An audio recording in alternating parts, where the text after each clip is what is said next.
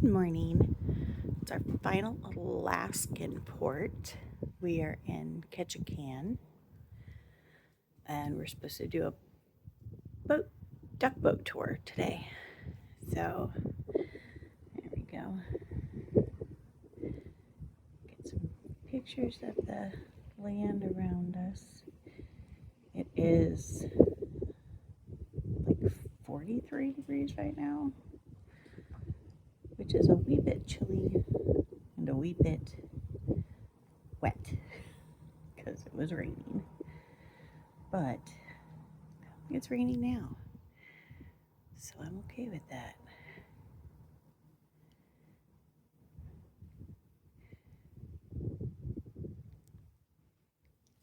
So we'll go into town, do a little bit of shopping, do our duck boat tour. We have to be back on the ship at, I think it's 12:30 today. So short day. It's the trail that takes you over the river and through the woods, but not to grandmother's house. No, it takes you down to Creek Street, which is the old red light district here in town. That's right. Now, with that being the trail to the red light district, we like to have fun with the names around here. So there are other nicknames for that trail, like Alimony Avenue, Bill Clinton Boulevard, Tiger Woods Way. We like to have fun. Now, as we're moving on here in town, ladies and gentlemen, we're starting to get to the oldest part of the city, because this is where a lot of our original settlers settled down, because this area is a lot more level, and also it's right alongside the creek, so you have access to the salmon, so people would originally settle here. And with this being the oldest part of town, what do you think we call it? Old Town. Old Town, that's right. Again, we keep things simple on our island living. Now, there are a lot of original structures that we have around here, but obviously things get outdated, you gotta renovate. But there's a legend that says that if you decide to renovate any of these older homes, you need to incorporate a piece of the original structure into the rebuild. Otherwise, the ancient ancestors will come and haunt you in your home. That's right. And if you forget and make that mistake, and you have ancestors haunting you, who are you going to call? Ghostbusters. Ghostbusters, that's right. Letter ducks. All right, we're crossing Herring Way, ladies and gentlemen. This is the bridge that goes over the spawning grounds here in town. Now, at the height of the spawning season, we usually see salmon as early as late June, all the way to the end of September. And at the height of the spawning season, we will get thousands of salmon in the creek spawning every year. Feel free to take a look at that and pass it around. Now, over to your left-hand side, we are coming up to the very newly renovated baseball field here in Ketchikan, ladies and gentlemen. That's right, I do mean new. They just finished it this year. But before it was nice and a nice artificial turf out there, guess what they had for their field? Dirt, gravel, and crushed up seashells. Because on average they get, 175 inches of rain each year. So that would be a giant mud pit if they put normal grass in there. So that's why they took time, but they saved up for a nice turf out there. But before that, they decided it was easier to raise tough kids than tough grass. All right, ladies and gentlemen, we're coming up to our second stop, and if you'll just wait for a moment until we come to a complete stop.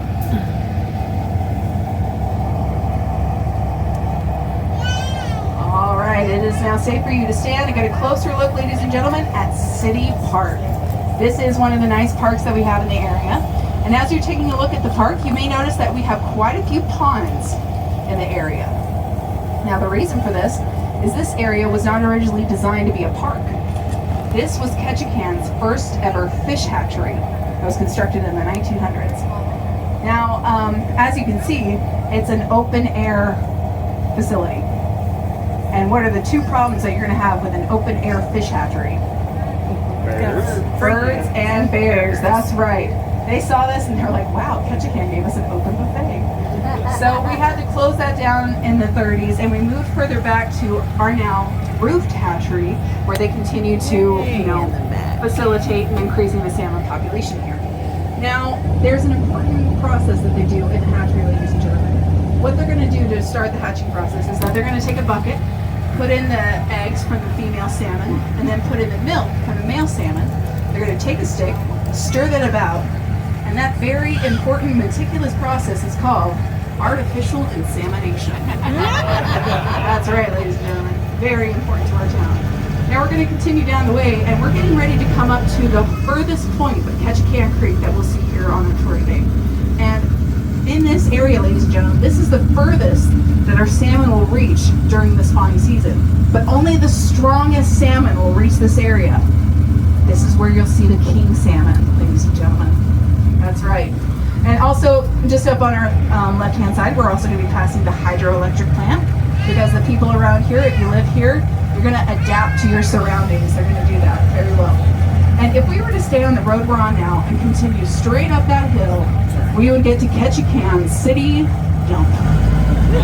Yep. Now the reason I point that out, ladies and gentlemen, is right now we're turning onto Deermount Street, and this area has a nickname for it. They call this area Bear Valley. Now, the reason we call it Bear Valley is with the city dump right there and the Ketchikan Creek with the salmon running, we get a lot of bear sightings in this area. So if you're going to live here in Bear Valley, you're going to need three things. You're going to need a bear whistle, a bear spray, and a slower friend. I'm just teasing, ladies and gentlemen. That third thing you're going to need is actually a bear-proof trash can. That's right. They have these nice harnesses that go over the top of the trash can in order to keep the bears from being able to open it and tear up the garbage. But as we all know, bears have brains. They figured it out. They realize if you just knock those trash cans over, give them a few good plops on top, you're going to pop that trash can open like a bag of potato chips. Now, do you all know what a bear's favorite thing is to eat from those trash cans? Anything. It's dirty diapers. It is disgusting. But I guess the only thing we can say for the bears around here is that they just love to be pampered. They just wanted a few extra huggies. And any guess as to what their favorite brand is? It depends. Sorry, ladies and gentlemen, I can barely stand telling all of these crappy jokes. Alright, we're getting ready to turn onto Tongass Highway, ladies and gentlemen. And Tongass Highway, it is the main highway of the island, so guess what we call it? The highway. The road. Over to your left-hand side, we're passing the Maritime Training Center. And this is part of the University of Alaska Southeast. And the reason I point this out to you, ladies and gentlemen, is because that is where you will go to get your captain's license here in town. And the reason that I point that out is because the road here, it's only 35 miles long.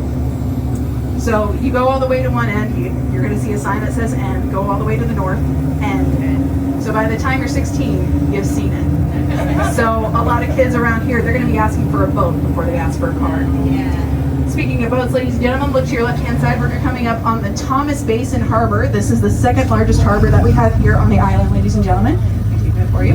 And back in the 20s, it actually used to be our town's baseball field. Now we can get a tide swing of anywhere from 20 to 25 feet, about average of 23 feet fluctuation.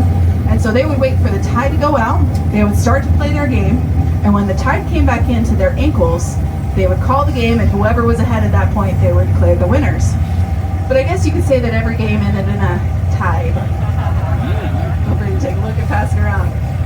All right, ladies and gentlemen, over to your right-hand side. That's right, we are at the lovely Creek Street, our old red light district here in town. Now, we have quite a bit of history with this area because during the Prohibition era, this also doubled as a lot of these bordellos would also be their speakeasies here in town. And the way that they would sneak in their Canadian whiskey was quite clever because the tide fluctuating so much, they actually would have holes in some of the floorboards in the bordellos, and they would wait till the tide was just right at nighttime. They would bring that in, and they would sneak in the whiskey through the floorboards of a lot of these bordellos. Quite clever. Of course, we know all the details now because now Prohibition's been lifted. I can talk all about it.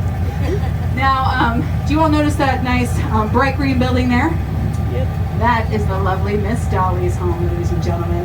Now, Miss Dolly is a lady, as you can see, a very pretty lady, who came and she opened up her own bordello right there. She's quite the savvy businesswoman. She purchased that home with an $800 mortgage, and she charged collectively about $4 for all of her services together for the full package. That was 50 cents for a watered down glass of whiskey, 50 cents for a shoe shine from coming down the Muddy Mary Vance Trail, and $3 for the rest of her services.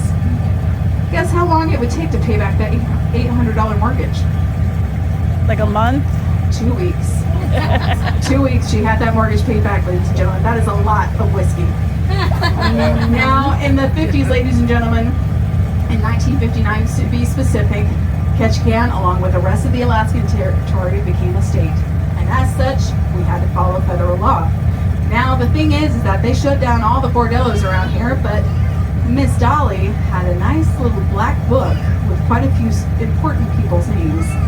And so she finagled her way to keep it open a little bit longer. But as time went on, she got into her 70s, ladies and gentlemen. They came to Miss Dolly and they were like, all right, Dolly, you've had your fun, you've had your business.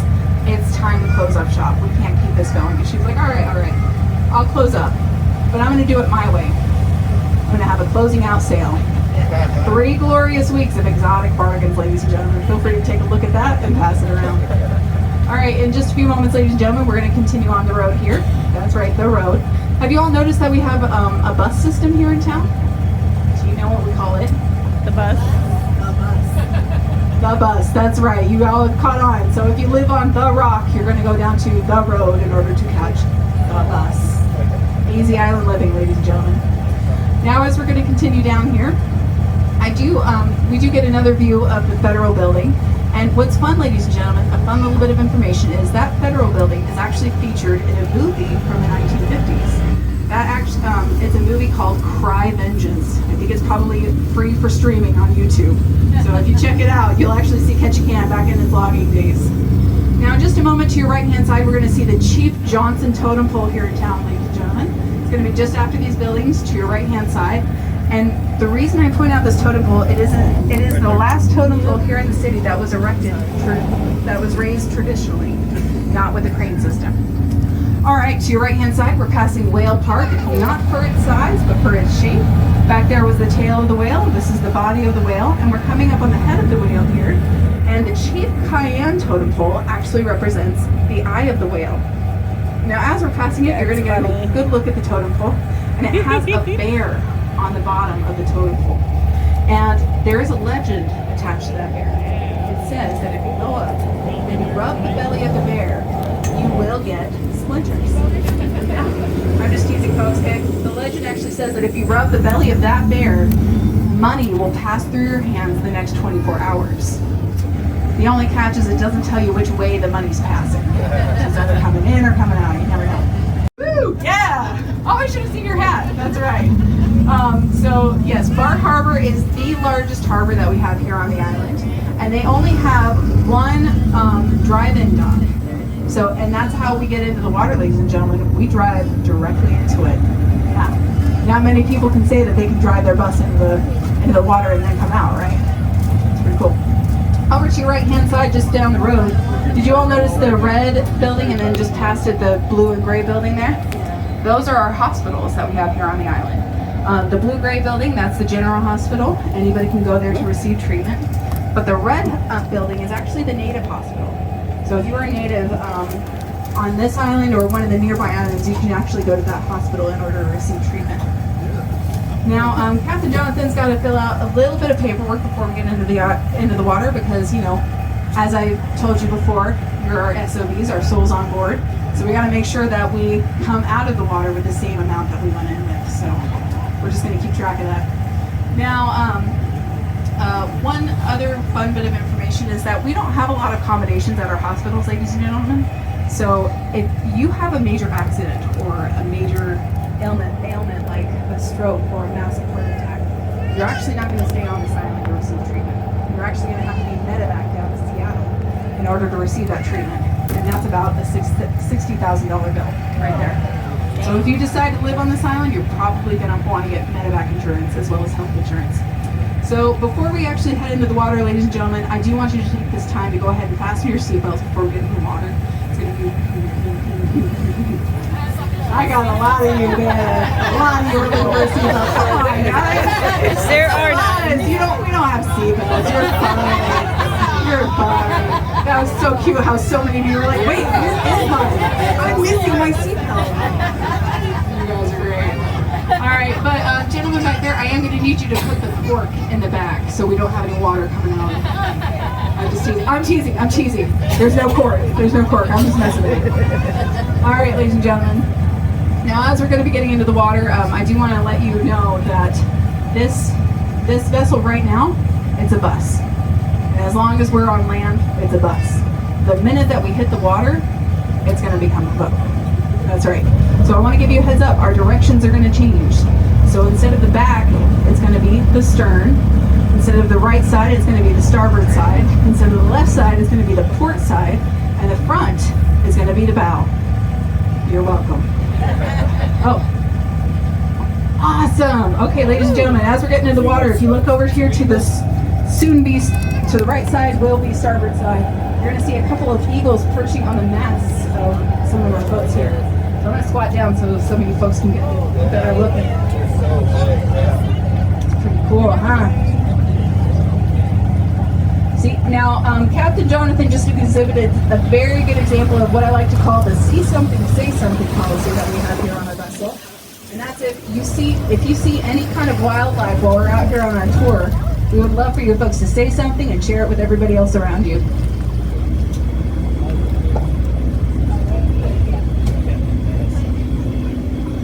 Can you guys still see?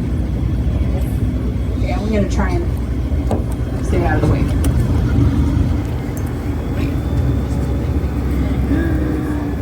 So pretty.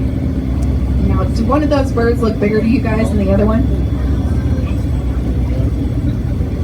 I think the one on the right is probably the bigger one. So that's actually the female. The female is the larger of the two.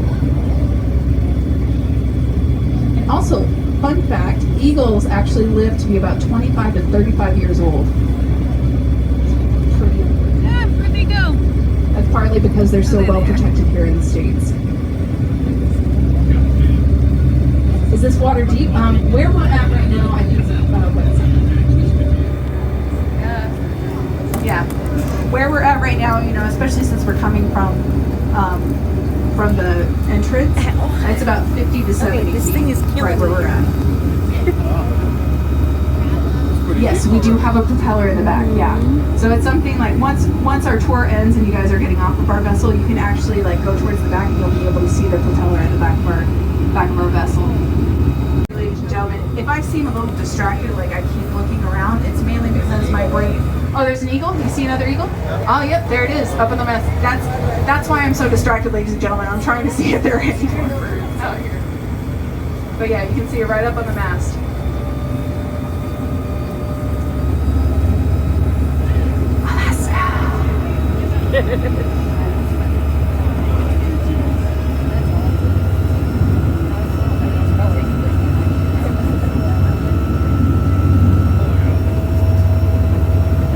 Alright, ladies and gentlemen, have y'all ever seen a juvenile eagle? You know, not a fully mature one with like the white head and white tail feathers. Some of you have. Very cool. So a juvenile bald eagle actually, it looks like a regular hawk almost. Just huge. Because juvenile eagles, they are all like brown and splotchy white feathers. So in just a moment, I actually think at the end of the breakwater here to our starboard side, we're actually going to be seeing a juvenile eagle out here. They usually take about 4 to 5 years to reach full maturity with a white head and white tail feathers.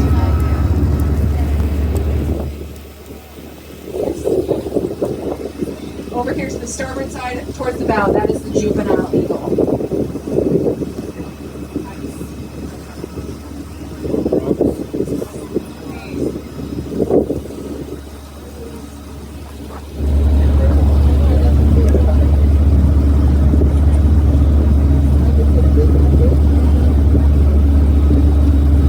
Can everybody see it pretty good?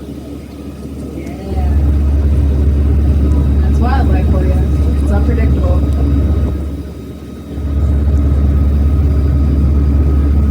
This kind of weather, the overcast, drizzly, rainy weather, they tend to sometimes enjoy this weather. Sometimes they'll go and hang out in other parts of the island when it's like this, but sometimes we're lucky enough, like today, to be able to see some of them out here.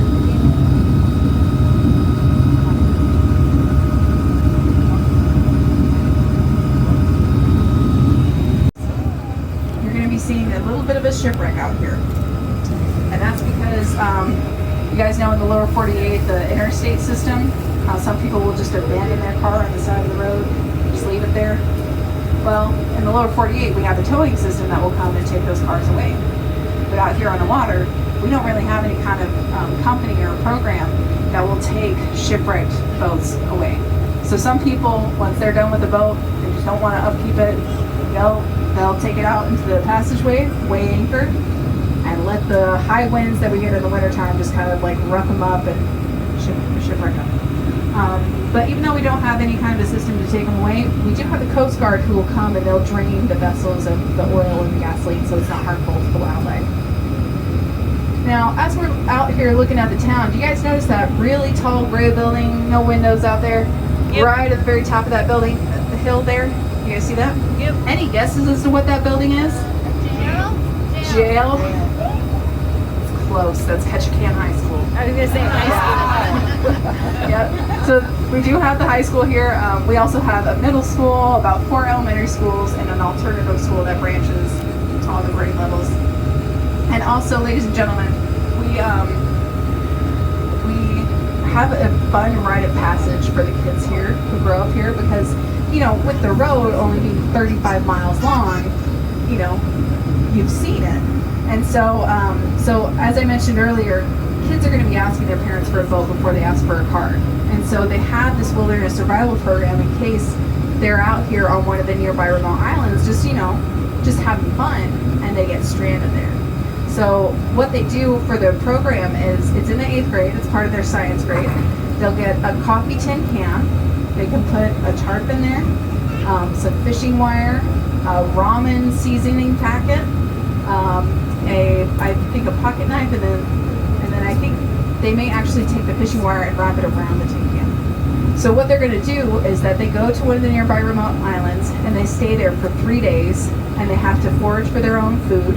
They have to build their own shelters, start their own fires, and basically take care of themselves for 3 days. But don't worry, they do have teachers there with them. The teachers don't just leave them there and say good luck. But they stay there, they just can't interfere with them.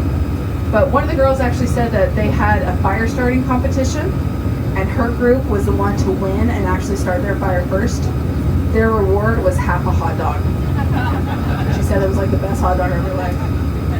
All right, as we're continuing out here in the harbor, ladies and gentlemen, do you guys notice a bit further back, do you guys notice that gray building there that says Northern Bank on the side?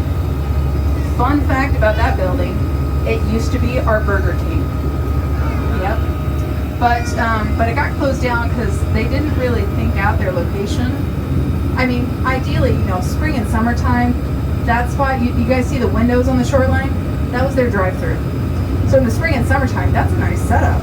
You're going through the drive-thru while you're waiting for them to finish your order. You're getting a beautiful view of the ocean here and the nearby islands. It's a nice setup until the wintertime. Because in the wintertime, as I mentioned before, we'll get 70 to 100-mile winds passing through here in the passageway. And so you'll go up to order your food, and as you're ordering your food, all they hear on the inside is... So if you're lucky to get them an order, you go to the next window, put your money out there to pay, and slide down your hand. Now if you're lucky to get them a payment and you make it to the final window, if the food doesn't fly out of their hand, they actually have to crumple up your food and wrestle it through the high winds to get it into your cart. So you're probably going to have a crumpled up Whopper and fries by the time they get to it. So it wasn't a great business model. They closed up and headed out of town, but some of the kids that I've spoken to who grew up here, they said that when the Burger King was here, if you parked yourself in just the right spot for fishing, you were sure to catch a Whopper. Now as we're out here, ladies and gentlemen, did you all notice these really tall buildings that we have out here? Those are apartments, and they were actually, those buildings, it's the Marine View Apartments and the Thomas Tower Apartments. They were originally constructed in the 1950s to house all of our lumberjacks that came out here to work in the logging industry. But since they've been converted into regular apartment living and condos. And I was actually, I had to get a ride to the docks from one of our local taximen, and he said that he's actually a real estate assessor. adjuster. Thank you. Sorry, my brain. But he's a real estate adjuster, and he said that one of those little apartments, about $60,000. Pretty steep, but that's to own it. That's to own it, not to rent. No, yeah, 60.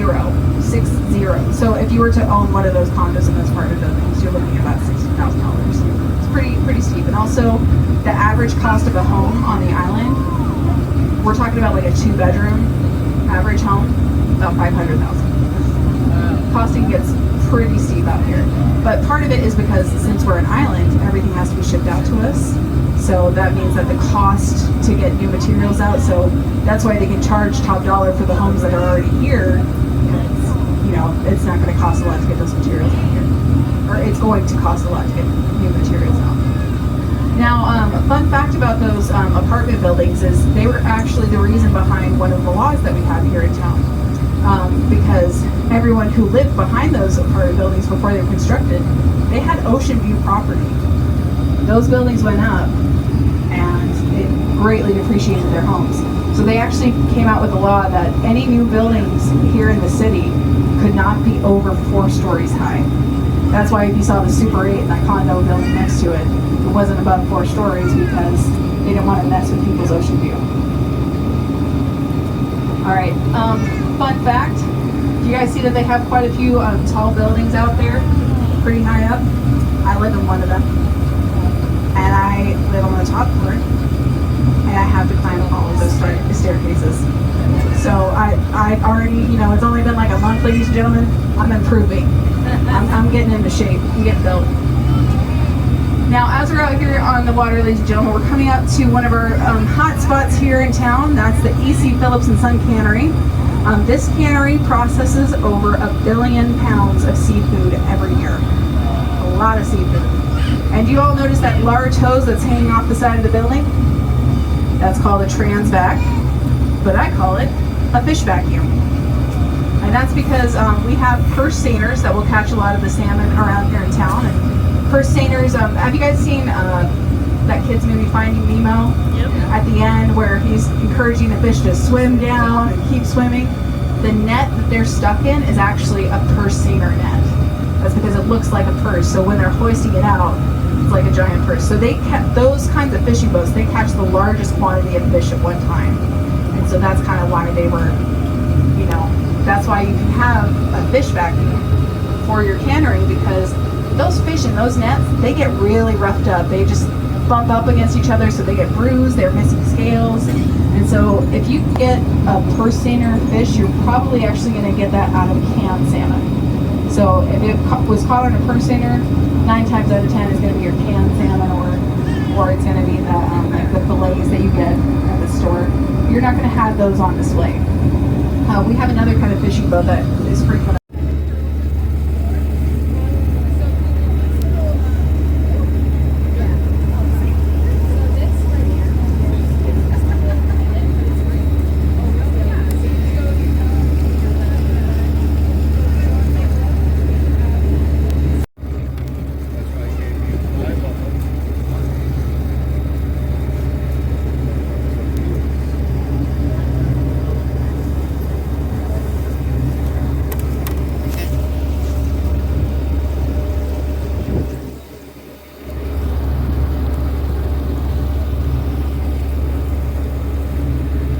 Got here, I kept telling everybody, I was like, yeah, this is my first time to Alaska, I love it here. Everyone was like, oh honey, no, this is northern Washington, this is not really Alaska. And that's because the climate here, it's a temperate climate. That's how we have the temperate rainforest that we have here, which, by the way, the Tongass rainforest is the largest temperate rainforest in the world, so we're part of that. And it's because of the consistent temperatures. They even, the coldest is on average around 35 degrees, but the warmest is on average 65. On average. Does it get hotter than that? Yes. And what happens to everybody in this town when it gets above 70? Oh my gosh, it's so hot. Everyone. And I've